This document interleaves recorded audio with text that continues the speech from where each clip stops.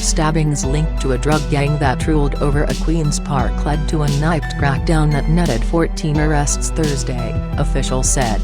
Over the past 2 years, the violent gang, known as Always Banging Kings, ruled over Travers Park at 78th Street and 34th Avenue in Jackson Heights, officials said.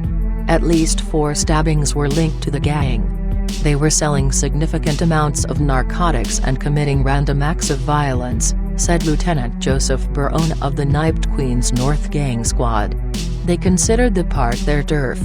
In May, ABK gang members beat a teenager playing basketball in the park with chains and stabbed him in the chest. He suffered a collapsed lung that nearly killed him. The gang was on our radar, but the stabbing prioritized the investigation, said Detective Sean Quealy. Detectives put the gang under surveillance and obtained a warrant to wiretap one of their phones. That phone led them to tap other phones. On December 14 they overheard 2 of the leaders of the gang plotting to rob out a member of the rival Latin Kings gang at a pool hall, officials said. The cops intercepted 2 gang members on their way to perform the hit, arrested them and seized 2 guns, Barone said. 2 more men were subsequently charged for the plot. We weren't going to take a chance that they would execute the plan, Quealy said. On Thursday, cops raided numerous addresses in northern Queens and busted 14 gang members. 4 more members are being sought.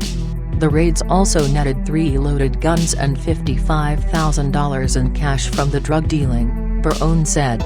They seized 3 cars, a BMW, a Scion and an Audi. Quealy said the gang used teenagers as young as 15 as foot soldiers to commit the street crimes, men 18 to 25 to sell marijuana, cocaine and fentanyl, and older men who directed the operation.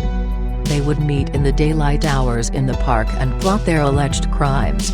The gang has sold hundreds of thousands of dollars worth of drugs, Barone said. The pot came from hydroponic growing operations in Sacramento, California, that was shipped by mail to Queens, officials said.